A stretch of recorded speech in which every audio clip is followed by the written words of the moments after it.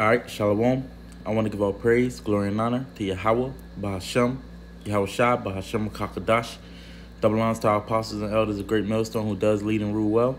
Salutations to all you hopefully like Akim, pushing out this word in sincerity and in truth throughout the four corners of the earth. And sincere Shalom to Akim and Akwa for listening and learning, preparing yourselves here in these last days until the entire household of faith. Fighting this good fight of faith, I want to say Shalom. This is your brother Dequar from the DC camp. Come back at you with another lesson. I'm entitled this one, let every man prove his own work. All right, because in this thing of ours, hey, no man can save you. No other man's works can save you but your own. You know, besides, I mean, how shy his work saves us, but he called us to do a particular work, man. You know, so we all have to be diligent. We all have to do the things required or necessary in order to go on to perfection, man.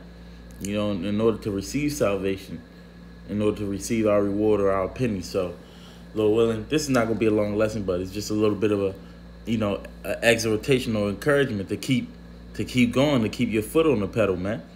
You know, and you know, because we all have to prove our own works, man. Make full proof of our ministry. And that's you know, we have a group. You know, we a body, but each member of the body has a job and a duty to do. All right, so Lord will this lesson be edifying and uplifting. We'll get straight into it. This is I started matter of fact, I'll start a description on the screen.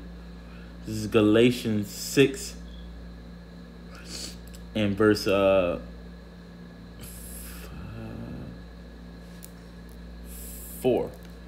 It says, "But let every man prove his own work, then shall he have rejoicing in himself alone and not in another." Yeah, you can't you can't boast in another man's work.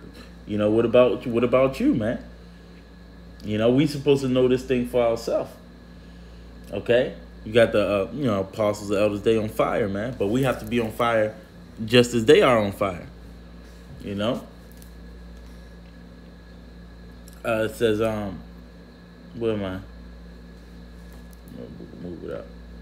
It says, "For every man shall bear his own burden." Now, when you read up in the chapter, it goes into us bearing each other's burdens, man. You know, but we have to still bear our own burdens.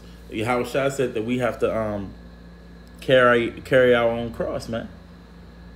You know, just like he did. All of us gonna have to go through that the baptism or drink of the same cup that he is drinking of, man. You know, you're not just gonna have it sweet and easy. You know, you're not getting a free ride, man. You know, all of us have to work. Now, the apostles, the elders, they laid the groundwork, but we are entering into those labors, and we must labor. We must continue to labor until the end, man. There's no stopping. You don't get to a certain point where, all right, I've done enough, and now, or the apostles used to mention it. You know, you got like the General Johanna or Nate at one point. You know, they wasn't going out. They didn't continue to do the work, man. You know, but you have to continue whether you got members or not. You go into Matthew 20 and it talks about the penny. Go to that real quick. See if I want to grab something. But it goes straight into it where it says, well, I'll read a little bit of it. This is Matthew 20 and 1. It says, "For the kingdom of heaven is like unto a man that is an householder, which went out early in the morning to hire laborers into his vineyard." And that's what Yahweh Shai has done to us, man. The vineyard is Israel. So we are called to go into the lost sheep of the house of Israel. You know, we searching Jerusalem by candles, man. You know, so the vineyard is Israel. We are the laborers. Yahweh Shai is the householder. It says, "And when he had agreed with the laborers for a penny a day, he sent them into his vineyard. And he went out about the third hour and saw others standing idle in the marketplace. And he said unto them, Go ye also into the vineyard, and whatsoever is right I will give you. and they went their way. And then it goes down to the 6th hour, the 9th hour, all right, the 11th hour also. You know, so you have some men that's been in this thing a lot longer, but guess what? They still gonna get that penny, and they have to still labor until the end. That was what was agreed upon, man. You know, that's that ticket into the chariot, if you will. Okay, but you gotta continue. It makes me remind. All right, now I want to go to Hebrews. Wrong one. This is Hebrews 6, and I want to start at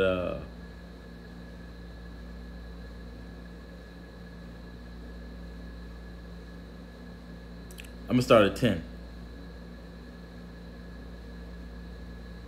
It says, "For the Most High is not unrighteous to forget your work and labor of love, which ye have showed towards his name, and that ye have ministered to the saints and do minister." Now, it says and do minister, meaning what? That you still are doing it. When you go into the or the CSB version, it says and continue to serve them. All right? You don't just, all right, I've reached this level and now I stop. No, that's not what the Lord agreed upon. That's not what you agreed upon with the Lord. All right? It says, the NLT version says, and as ye still do. So you have to continue to do it. All right? It says, verse 11, "And we desire that every one of you do shew the same diligence to the full assurance of hope until the end." All right? So all of us have to show that same diligence, man. Okay? That's why I said keep your foot on the pedal, man. All of us.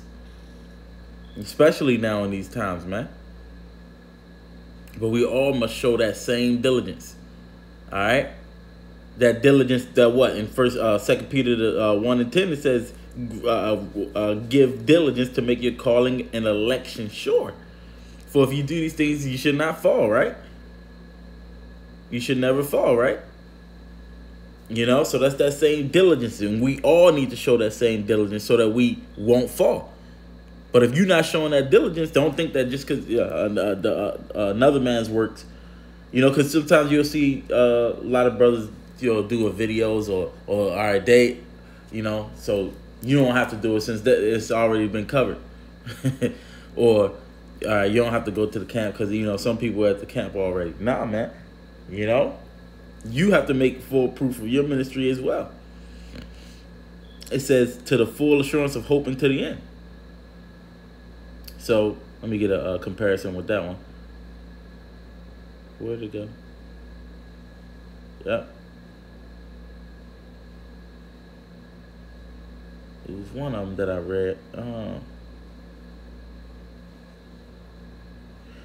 Yeah, the NLT version. It says, "Our great desire is that you will keep on loving others as long as life lasts, in order to make certain that what you hope for will come true."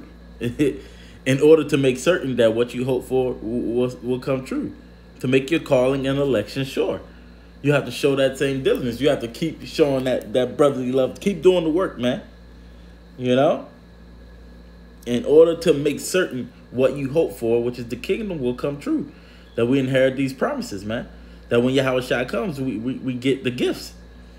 All right? It says that ye be not slothful, but followers of them who through faith and patience inherit the promises. Just like our forefathers, and it's going to go into Abraham. All right? That great cloud of witnesses. You know, but we have examples here on the earth, man. I was just speaking with the elder Ariala, you know. You know, a few brothers, you know, here, you know, today. I mean, last night we was just talking, man. It was beautiful because you see the examples, you know, talking about the example of Apostle Tahar, you know, just his being all in. It's gonna push you to want to be all in, man. You know, so we supposed to be followers of them who through faith and patience inherit the promises, man. And none of us inherited the promise yet, but we must continue until the end. And we see those examples, man. It should make you want to go harder. All right. But when you read the book of Hebrews, the 6th chapter, man, it's warning of the dangers of falling away. If you have that shallow faith, or if your faith hasn't been built up, it is still immature. That leads to what? That doubt, the disobedience, discouragement. Those are the risks, man. When I want to look up that word shallow. It says, of little depth, not exhibiting, requiring, or capable of serious thought. And so you ain't taking this thing seriously, man. You ain't giving it that you can fall into these things, man. You haven't been matured. Are we supposed to grow in this thing? All right.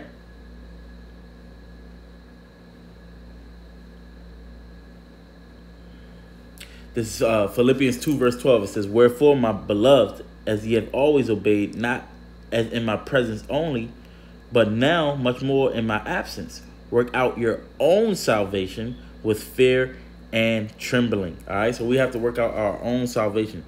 No other man's works is going to save you. Don't be deceived. Don't deceive yourself, man. You have to put in your work just as well, man. And I'm stressing until the end. All right. Because only your works can save you. Faith without works is dead. All right. So you show your works by you show your faith by your works, if you will. All right. This is 2nd Ezra 7 verse 6. It says, there's also another thing. A city is builded and set upon a broad field, and is full of all good things. This is what we hope for. That's that hope. Where that city is talking about the kingdom. It says the entrance thereof is narrow, and is set in a dangerous place to fall, like as if there were a fire on the right hand, and on the left a deep water.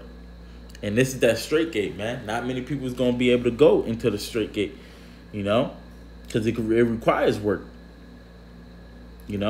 But you have to go. You have to do that work. You have to go through that straight gate in order to get to the destination that we're trying to reach, man. It says, and it's a narrow path. It's a straight. It's one path, man. That pathway is already laid out. You have to go through that path. You ain't gonna find no other way. It says, verse 8. It says, and only one path between them both, even between the fire and the water, so small that there could but one man go there at once. See? So, hey, only one man at a time, man. Ain't nobody works is gonna save you. Nobody else's works is gonna save you, besides obviously how Shai's works. But he laid out the groundwork for you to continue to do works as well. That's why I said you must carry your own burden. Carry your cross. One man at a time. All right. So I got a couple more. See what else I want. This is what is this? I might forget that one. All right, this is Hebrews 10 verse 24. It says, and let us consider one another to provoke unto love and to good work. Oh, it's a lot. There was one more that I wanted. No, it's a lot. I got it. Yeah. This is Hebrews 10 verse 24. And let us consider one another to provoke unto love and to good works, not forsaking the assembly of ourselves together, as the manner of some is, but exhorting one another, and so much the more as ye see that the day approaching. So we provoking one another to good works, man. We encouraging one another to keep going, man. Not forsaking. It said not forsaking ourselves together, or not neglecting one another, man. Remember that love, that diligence, that goes hand in hand. you know, as some people do, man. But we encouraging each other the more and more as we see this day approaching. All right. It's was the year turning up at Yahweh Ba'Shem Yahushai. So guess what? We have to continue to turn up. We have to continue to have that fire lit, man. You know? I think that was all I wanted right there.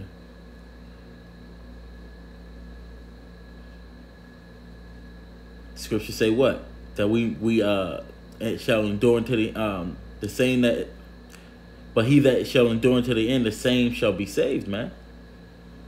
All right. So, man, we just have to examine ourselves, man. Whether we be in the faith, prove ourselves. You know, because we examine ourselves, then we don't have to be judged with the world, man. We have to be real with ourselves. All right. Because the Lord is going to judge us, man. So we got to judge ourselves by that standard. This is oh, hold up.